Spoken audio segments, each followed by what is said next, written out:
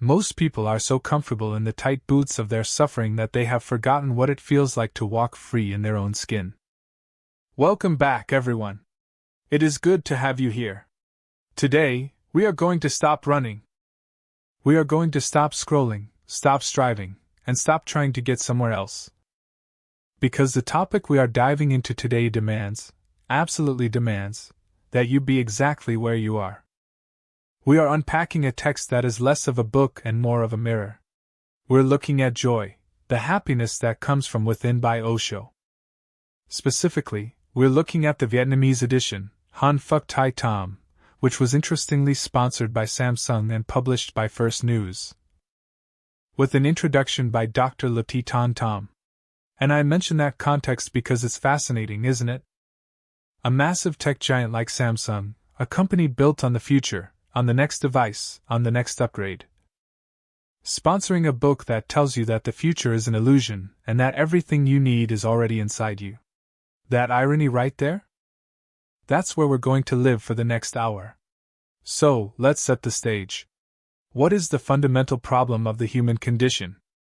If you look at the last 100 years, we have solved survival. Generally speaking, compared to our ancestors, we are gods. We have temperature control, we have calories in abundance, we have information at our fingertips. And yet, if you walk down a busy street in New York or London or Ho Chi Minh City, and you really look at the faces of the people passing by, do you see bliss? Do you see ecstasy?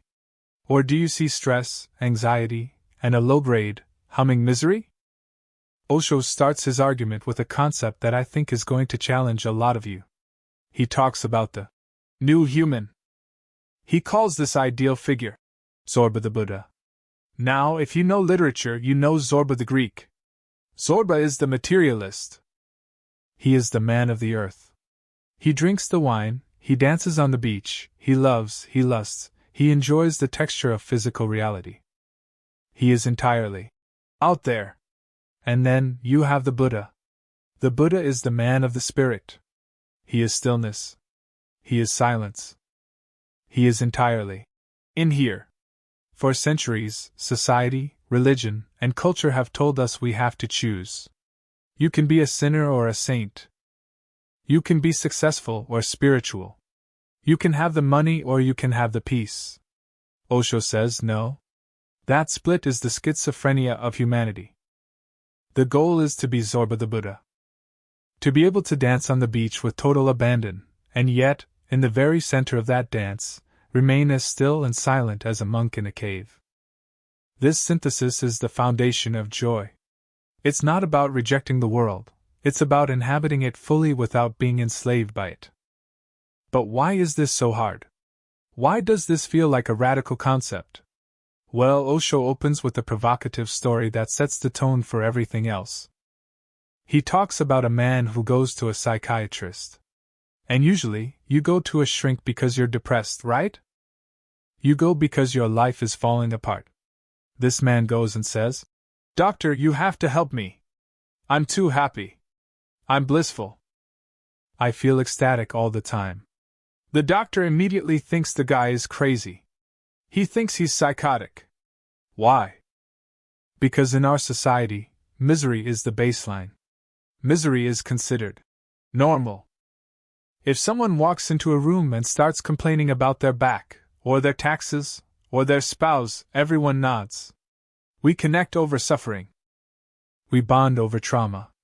But if someone walks in and says, "I am just vibrating with joy for no reason," we back away. We think they're on drugs, or they've joined a cult, or they've lost their mind. Osho points out that Freud, the father of modern psychology, actually concluded that happiness is a fiction. Freud believed the best we could hope for was ordinary unhappiness. That was the goal of therapy. To move you from hysterical misery to ordinary unhappiness. Osho rejects this.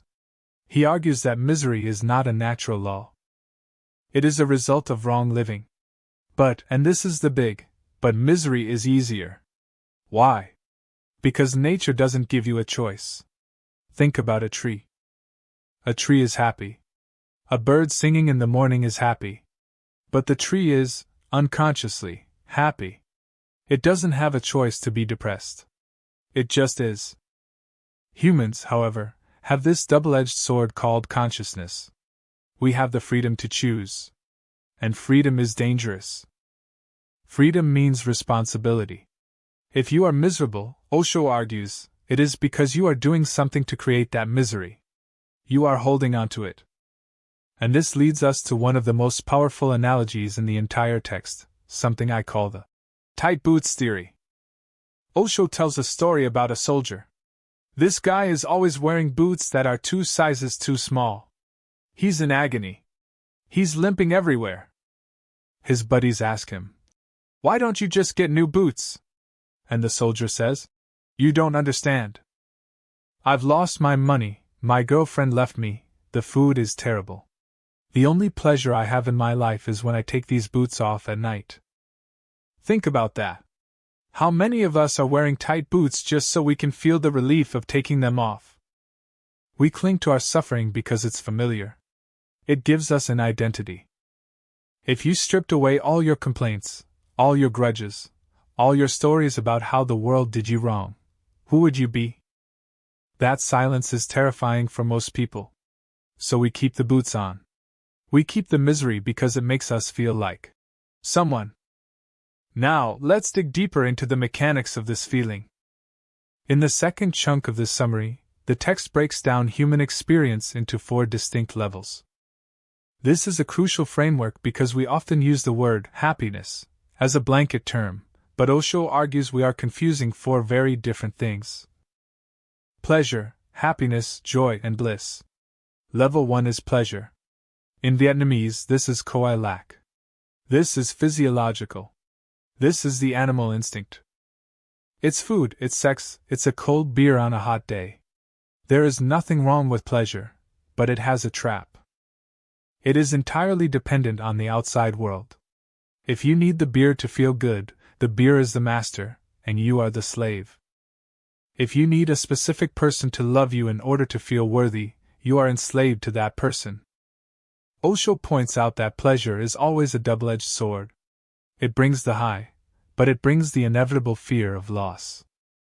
The moment you get the money, you worry about losing the money. The moment you fall in love, you worry about the breakup. It's a wave that must crash. Level 2 is happiness, or Han Fuck. This is psychological. It's a bit more refined than pleasure. It's the satisfaction of a job well done, or social status, or artistic appreciation. But again, it's fleeting. It's the flip side of sadness. You can't have this kind of happiness without the potential for misery. They are 2 sides of the same coin. Then we cross the threshold. Level 3 is joy, or Nim Vui. Now we are getting into the spiritual. Joy is different because it doesn't need an external cause. You aren't joyful because of something, you are just joyful. It bubbles up from within. It's the natural state of a quiet mind. And finally, the ultimate state, bliss, or in lack.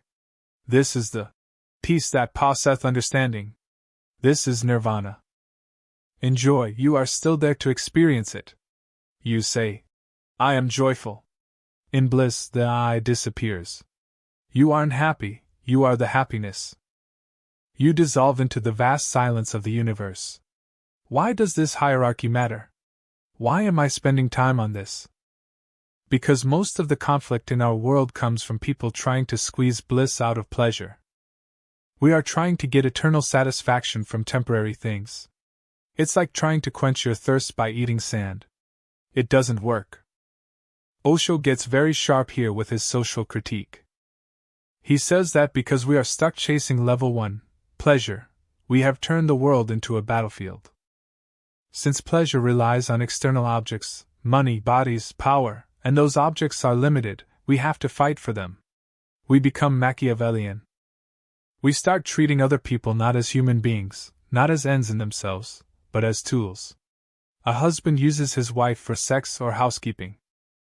A wife uses her husband for financial security. We are using each other to get our fix of pleasure. And you cannot love a tool. You use a tool. This is why true love is so rare, because we are too busy consuming each other to actually see each other. This brings us to a beautiful parable mentioned in the text, the story of Rabia. Rabia was a Sufi mystic, a woman of immense wisdom. One evening, the sun is setting, and people see Rabia crawling on her hands and knees in the street, searching for something. The neighbors come out and ask, "Rabia, what did you lose?" She says, "I lost my needle." So they all get down on their knees to help her. After a while, someone asks, "The street is big and the light is fading. Can you be more specific? Where exactly did you drop it?" And Rabia says, "Oh, I dropped it inside my house." The neighbors stop. They look at her. They say, "Are you insane? If you dropped it inside, why are we looking for it out here in the street?" And Rabia looks at them and says, "Because there is no light inside my house. But there is still some light out here on the street." We laugh at that story, but that is exactly how we live. We have lost our happiness inside. We have lost our connection to our own center. But looking inside is dark. It's scary. We don't know how to do it.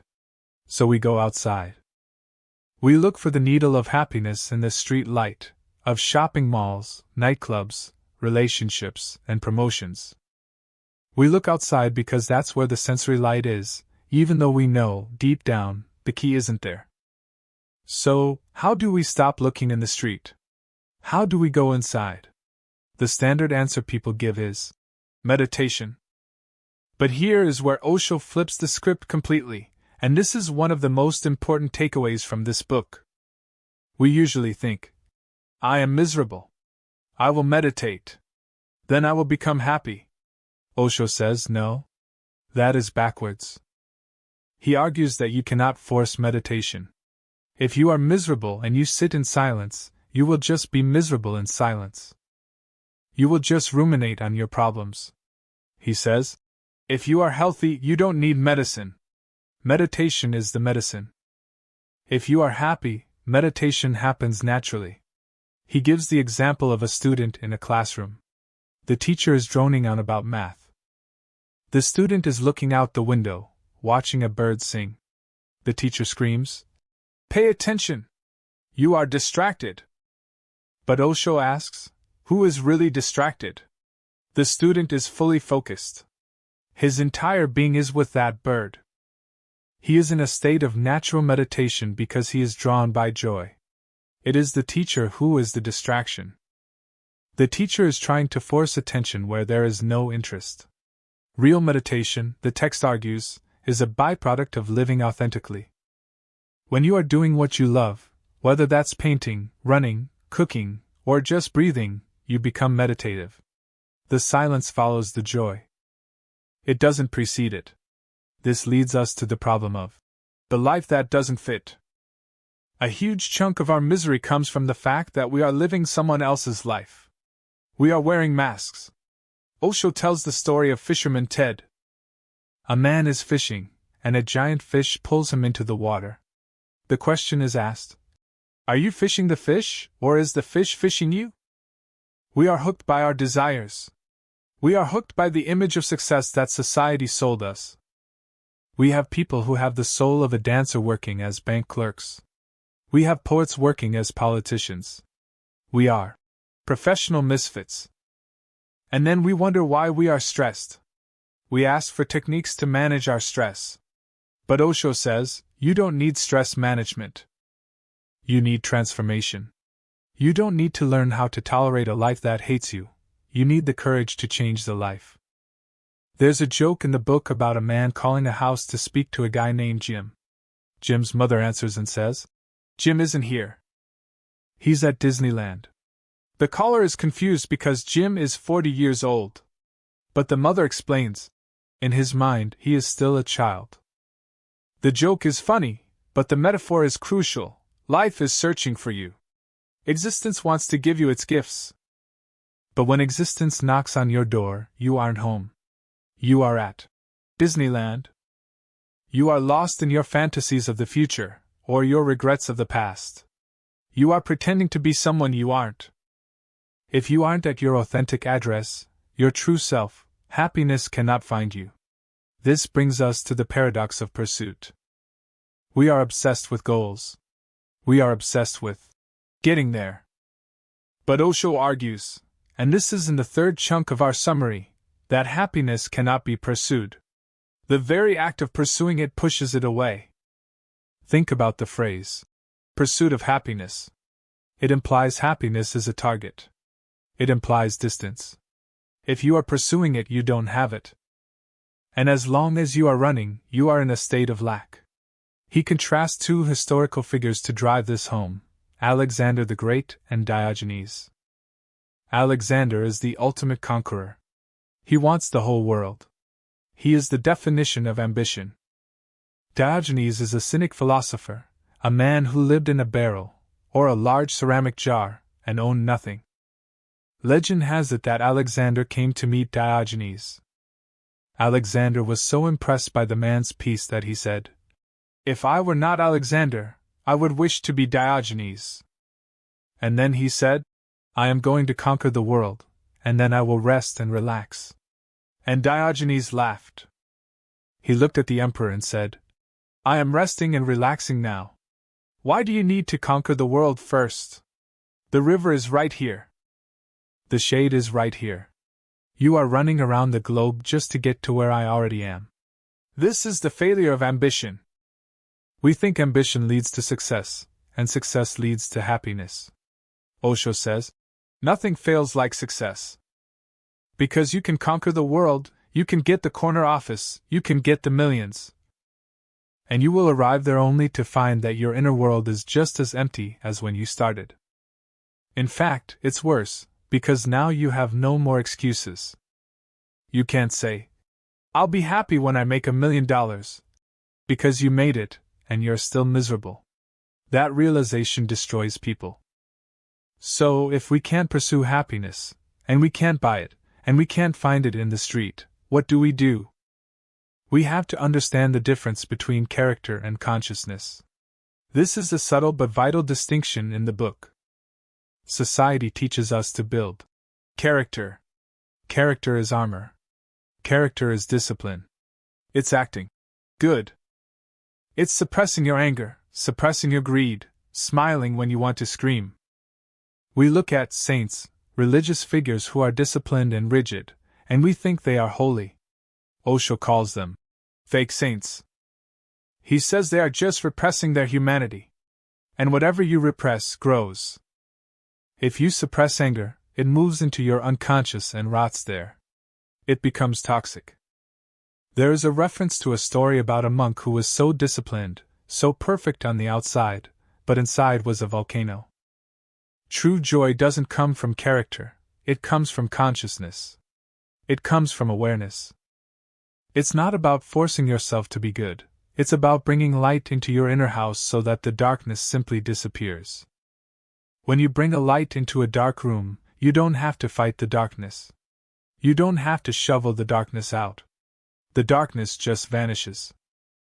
That is consciousness. When you become aware, truly aware, of your anger, your greed, your jealousy, without judging it, just watching it, it begins to dissolve. This leads to the Eastern Trinity of reality, Sat Chit Anand. Sat is truth, your eternal nature.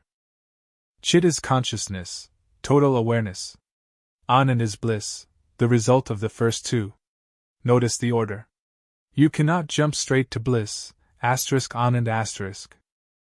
You have to start with truth and consciousness. You have to wake up. The text divides humanity into two types based on Murphy's Law, the asleep and the awake. Most of us are asleep. We are sleepwalking through our marriages, sleepwalking through our careers. We are the half asleep. People who hear the tea kettle whistling but think it's part of a dream. We react to life mechanically. To find joy, we have to wake up. And waking up means realizing that we have two empty hands. We came into this world with empty hands, and we will leave with empty hands. All this grasping, all this clinging to the fish that pulls us into the water, all this wearing of tight boots, it's all for nothing. It's a game we are playing with ourselves. So, as we wrap up this deep dive into Osho's joy, what is the practical takeaway? It's terrifyingly simple. Stop waiting. Stop waiting for the promotion. Stop waiting for the perfect partner. Stop waiting for the world to acknowledge you. The beggar Diogenes was happier than the Emperor Alexander because he realized that the conditions for joy are not in the future. They are not in the Disneyland of your mind. They are here. Happiness is a return. It is a return to your original nature, before society told you that you needed to be rich, or famous, or thin, or holy. It is the restoration of your capacity to enjoy the singing of a bird, the taste of tea, the sensation of breath. If you are miserable, remember the Freud critique, it is your choice. You are carrying the heavy load. You can put it down. You can take off the tight boots. It might feel weird at first. You might not know who you are without your suffering. But that emptiness? That space? That is where the light comes in. That is where on bliss resides. It's not about acquiring something new. It's about remembering something ancient. You are not the wave crashing and breaking on the shore, you are the ocean. And the ocean is always at peace, even when the surface is stormy. Thank you for listening. Take a moment today, just one moment, to stop searching in the street, and go inside your own house. You might find that the light has been there all along. Until next time.